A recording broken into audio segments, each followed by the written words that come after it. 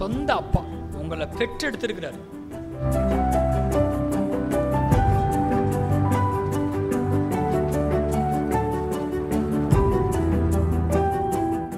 இந்த இயேசு காலத்தில் அந்த ஆலயத்தில், ஜப ஆலயத்தில் திரைச்சலை இருந்துச்சு பாருங்க, தெரியும் உங்களுக்கு. இயேசு மரித்தப்போ திரைச்சலை மேல் தொடங்கி கீழாக கிழிந்தது நம்ம பார்க்குறோம்.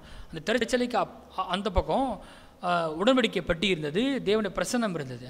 இந்த யூதர்களுக்கு பாருங்கள், இந்த மக்களுக்கு, பரிசேயர்கள் வந்து மக்களிடத்தில் தேவனை குறித்து தவறான ஒரு எண்ணத்தை பதிச்சுட்டாங்க.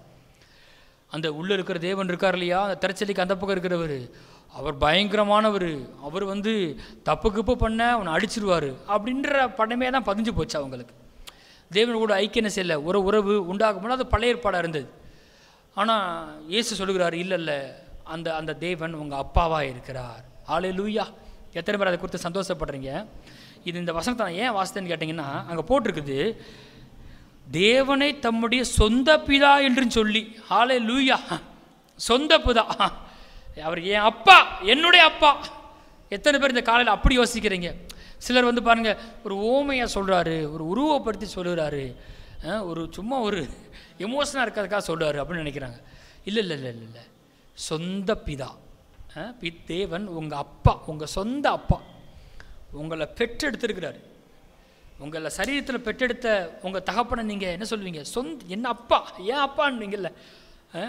அதை விட ரொம்ப ஆழமான உரிமை நமக்குள்ளே இருக்கணும். இருக்குது, நான் காண்பிக்கிறேன். இருக்க முடியும், கண்டிப்பாக எல்லாருக்கும் தெரியும். ஆமென். இயேசு ஏற்றுக்கொண்ட அத்தனை பேருக்கு அது இருக்கும். ஹல்லேலூயா! தேவன் என்னோட அப்பா என்கிற அந்த வெளிச்சம் ரொம்ப முக்கியம் பாருங்க. அதைத்தான் ஆவியானவரும் சொல்லுகிறார்.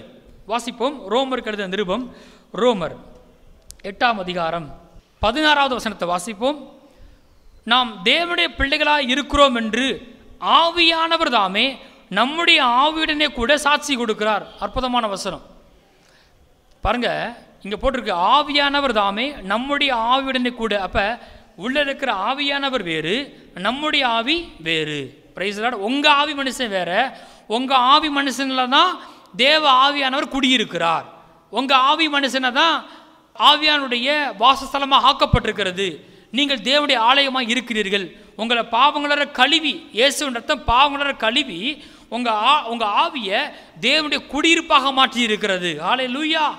இப்போ உள்ள யார் வாசம் பண்ணுறான்னு கேட்டால், திருத்துவத்தில் ஒன்றானவர், கிறிஸ்துவின் ஆவியானவர், கிறிஸ்துவுக்குள்ள அதே ஆவியான எனக்குள்ள வாசமாக இருக்கிறார். தேவனே வாசமாக இருக்கிறார், ஆவியாக இருக்கிறார். அந்த ஆவியானவர் என்ன பண்ணான்னு கேட்டிங்கன்னா, என் ஆவியுடனே கூட சாட்சி கொடுக்கிறார். ஆங்கிலத்தில் சொன்னால் இன்னர் விட்னஸ். எனக்குள்ள ஒரு சத்தம் கொடுத்துட்டே இருக்கிறார். என் ஆவியோடு கூட ஒன்று சொல்லிக்கிட்டே இருக்கிறார். பரிசுத்த ஆவியானவர் என் ஆவியோடு கூட ஒரு விஷயத்தை சொல்லிக்கொண்டே இருக்கிறார், ஒரு சத்தம் கொடுத்து கொண்டே இருக்கிறார். ஆவியானவர் தாமே நம்முடைய ஆவியுடன் கூட சாட்சி கொடுக்கிறார் அப்படின்னு போட்டுக்க பாருங்க. என்ன சொல்றாரா? வாசிங்க 16வது வசனம். நாம் தேவனுடைய பிள்ளைகளாக இருக்கிறோம் என்று ஆவியானவர் தாமே நம்முடைய ஆவியுடன் கூட சாட்சி கொடுக்கிறார். பொதுவாக நீங்கள் வாழ்க்கையில் பார்த்தீங்கன்னா, தேவனை இந்த கிறிஸ்துவுக்குள்ளே வளர வளர நம்மளோட வாழ்க்கையில் எடுக்கிற தீர்மானங்களை குறித்து பரிசுத்த ஆவியானவர் என்ன செய்கிறாரு? நம்ம ஆவியோடு கூட சாட்சி கொடுக்கிறார். நம்ம உள்ளத்தை தான் உணர்த்துக்கிறார் பாருங்கள். ஆனால் பிரதானமாக எதை செய்கிறாரு? ஒரு காரியத்தை செய்யலாமா செய்யக்கூடாதுன்றது நமக்கு என்ன செய்கிறாரு? உள்ளத்தில் வெளிப்படுத்துகிறார். பிரதானமாக எதை வெளிப்படுத்தாருன்னு கேட்டிங்கன்னா, நாம் தேவனுடைய பிள்ளைகளாக இருக்கிறோம் என்று ஆவியானவர் தாமே நம்முடைய ஆவியுடன் கூட சாட்சி கொடுக்கிறார். அவர் பிரதானமாக செய்கிற ஒரு காரியம் நமக்குள்ள சாட்சி கொடுத்துட்டே இருக்கிறாரு. நான் தேவனுடைய பிள்ளைகளாக இருக்கிறேன், நாம் தேவனுடைய பிள்ளைகளாக இருக்கிறோம் என்று. நீங்கள் தேவனுடைய பிள்ளைகளாக இருக்கிறீர்கள்.